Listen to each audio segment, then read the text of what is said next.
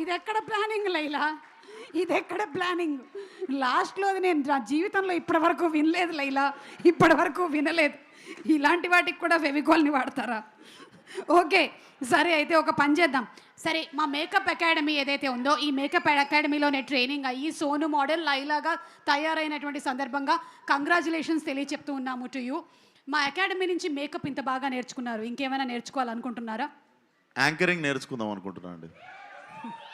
Mic పట్టుకోగానే నాకు అర్థమైపోయింది, పట్టుకున్నటువంటి ఆ పద్ధతిని బట్టే అర్థమైపోతుంది మీకు యాంకరింగ్ అలవోకగా వచ్చేస్తుంది అని. ఇంకా anything else you want to ask నన్ను కానీ, లేకపోతే నేను యాక్చువల్లీ ఒక ఐటమ్ తెచ్చిన, అది ప్రవేశపెడితే. ఒక ఐటమ్ తెచ్చారు? ఎస్. ఒకసారి నాకు తెలియనటువంటి ఆ ఐటమ్ ఏంటో ఒకసారి స్క్రీన్ మీద ప్రవేశపెట్టండి. అయ్యో నేనేం చెప్పలేదరా నాయనోయ్, ఒకసారి మధ్యలో ఉండేటువంటి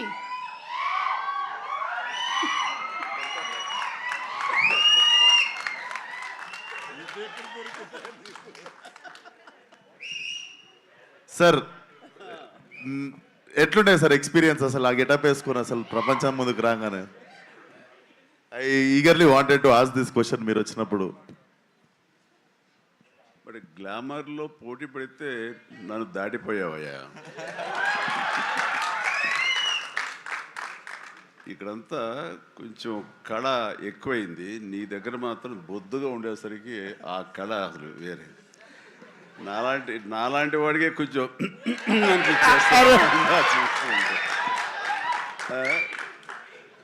చూడాలి, సినిమా చూసిన తర్వాత తట్టుకోగలమో లేదో. Thank you so much sir, ఈ కాంప్లిమెంట్ లైఫ్ టైం గుర్తుపెట్టుకుంటాను. Love you sir. నేను చూసే కొన్ని డికేట్స్ అయిపోయింది ఇది ఫొటోస్ చూసి. Thank you. But as actor I know sir, అంతమంది ముందు ఒక గెటప్ వేసుకొని బయటికి రావాలంటే definitely one of the inspiration అనుకుంటా sir. Thank you so much sir. Good. Chiranjeevi garu, ఒక క్వశ్చన్ అండి. ఆ రోజు మీరు ఆ గెటప్ వేసినప్పుడు మీ అమ్మగారి రియాక్షను, మీ ఆవిడ గారి రియాక్షను ఏమైనా గుర్తున్నాయా? వాళ్ళు నన్ను చూడలేకపోయారు, అసలు కనపడదు, మరి మీసాలు పెంచుదాకా మా ముందుకు రాకండి అన్నారు. కానీ విశ్వక్కి వేరే ఎక్స్పీరియన్స్ ఉన్నట్టుంది. మా వాళ్ళు చీరలు కట్టుకొని, మ్యాచింగ్ చీరలు కట్టుకొని సెట్కి వచ్చారు సార్ ఫోటో దిగుదామని. మళ్ళీ ఎప్పుడు కట్టుకుంటున్నాం అని. ఆ టైంలో షూటింగ్ టైంలో నేను అప్పుడు మీసాలు తీయలేదు. జంజాలుగా మీసాలు తీయాలి అని అన్నప్పుడు ఒకటే కండిషన్, ఒక 60-70 మంది పనిచేస్తున్నారు యూనిట్లో, అందరూ తీస్తేనే ఆఖరి తీసేవాడు నేను అవుతానని అందరితో తీయించాను మీసాలు. నేను ఒక్కడైనా ఆ రకంగా ఉండాల్సిన అందరూ ఉండాలి సెట్లో, అందరూ తీశారు. స్టిల్ కూడా ఎక్కడ ఉండాలి సార్. ఈ ఐడియా నాకు వచ్చుంటే అదిరిపోయేది సార్. అసలు అందరి చేత చీరలు కట్టించేవాడు. ఫస్ట్ మీ డైరెక్టర్ రామ్ నారాయణ గారితో మీసాలు తీయించారు అందరికి. అసలు నాకు ఈ ఐడియానే తట్టలేదు అసలు. అదే అంటే ఆ రోజుల్లోనే చిరంజీవి గారు కంఫర్ట్ ఉంటుంది తెలుసా, అందరికి తీసేస్తే నాకేముంది అన్నట్టుంటుంది అసలు. ఏం పర్వాలేదు విశ్వక్, ఈ రోజు మీరు ఇది మాట్లాడారు కదా, రేపటికల్లా మేము రెడీ అయిపోతుంది చూడండి. మీ మొత్తం డిపార్ట్మెంట్ అందరికీ కూడా మీసాలు గడ్డలు తీసేసి మా వాళ్ళు ఫోటోలు రెడీ చేసి పెట్టేస్తారు. ఎందుకు మీ ఫ్యాన్స్ అంతా చీరలు కట్టి వెళ్ళమని థియేటర్కి వదలొద్దు ఐడియా.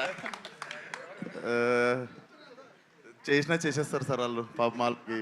అంటే ఈ లైలా February 14th సింగిల్స్ వచ్చి థియేటర్లో కలవమని చెప్పాడు కాబట్టి ఎలా వస్తారు అనేది మీకే వదిలేస్తున్నాము, చూద్దాము ఎలా వస్తారు. So thank you so much Chiranjeevi garu, and thank you Vishwak. Okay, so I think ఈ మొత్తం సినిమాలో ఎవరికైనా చాలా టఫ్ కాంపిటీషన్ ఉందంటే పాపం హీరోయిన్కి. ఏ సినిమాలో అయినా సరే హీరోయిన్ అందంగా కనిపించింది, హీరో ఏమో హ్యాండ్సమ్గా కనిపించారు అని చెప్తారు. కానీ ఇక్కడ ఈ సినిమా విషయానికి వస్తే హీరో కూడా అందంగా కనిపిస్తుంది, హీరోయిన్ కూడా అందంగా కనిపిస్తుంది.